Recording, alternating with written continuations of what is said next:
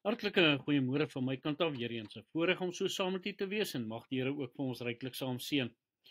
Nou, die flaminke oor die algemeen migreer nie, maar as gevolg van weersverandering, watervlakke en dan ook die broeigewoontes wat nie permanent is nie, het gemaak dat flaminke dan ook begin het om te migreer.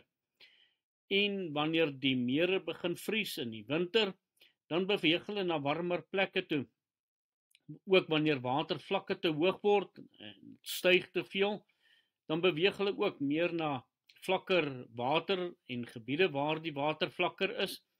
En meeste wat dan ook migreer, keer terug na hulle oorspronklike tuiste toe.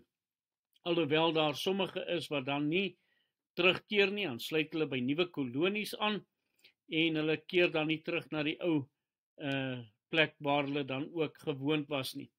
Maar iets wat nogal baie interessant is wanneer hierdie flaminke dan ook migreer, dan doen hulle dit in die nag, want dan is daar meer wolklose toestande en hulle hou daarvan om in wolklose toestande dan ook te vlieg. Nogal baie interessant. Net so ook wanneer dit kom by ons geloof, kom die woord van die Here en hy wil vir ons dan ook sê dat geloof nodig is ook vir ons redding. Handelinge 16 vers 31. Toe sê hulle, glo in die Here Jesus Christus en jy sal gered word, jy en jou huisgesin. Praat hier van Paulus en Silas wat in die tronk toegesluit was. Hulle sing lofliedere en hierdie tronkbewaarder seker aan die slaap geraak, maar toe daardie tronk se deure oopgaan en hy die deure oop sien, toe wou hy homself om die lewe bring. En Paulus het dan in vers 28 met 'n groot stem geroep en gesê, moenie jouself kwaad aandoen nie, want ons is almal hier. En hierdie man roep toe hierdie woorde uit en hy sê vir hulle, toe hulle na buite toe gebring het, meneere, wat moet ek doen om gered te word? En dit is juis op hierdie woord waar hierdie man hierdie behoefte in sy hart het om dan ook gered te word. Hy het sekerlik ook geluister na die liedere, besef het daar soos 'n ander gees in hierdie manne en hy het begeer daarna. En daarom het Paulus hulle ook vir hom gesê, glo in die Here Jesus Christus en jy sal gered word. In die werk van die Here Jesus Christus, dit wat hy aan die kruis gedoen het, sy opstandingswerk wat ook plaasgevind het.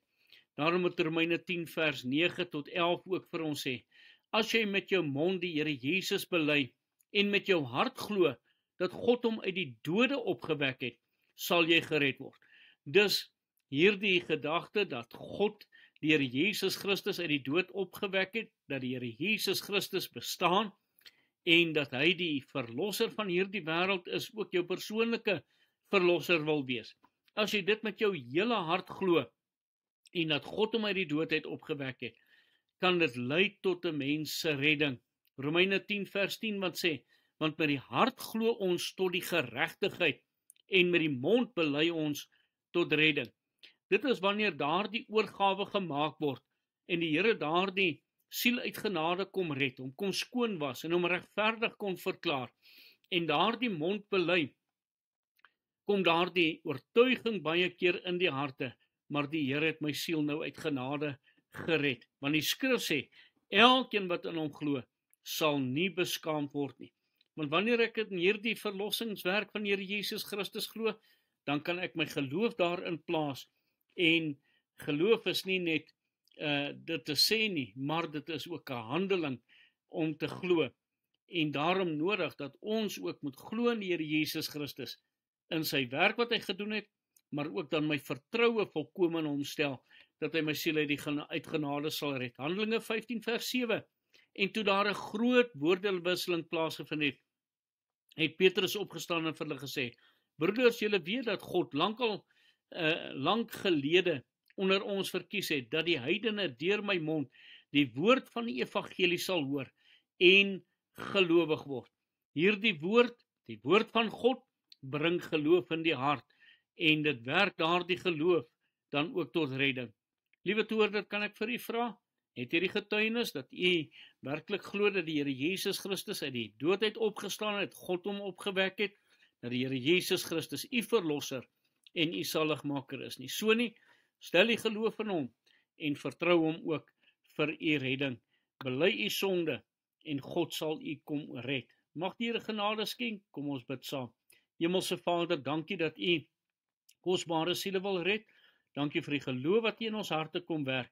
En deur daardie geloof kan daar ook redding plaasvind. Ons aanbid u daarvoor. Amen.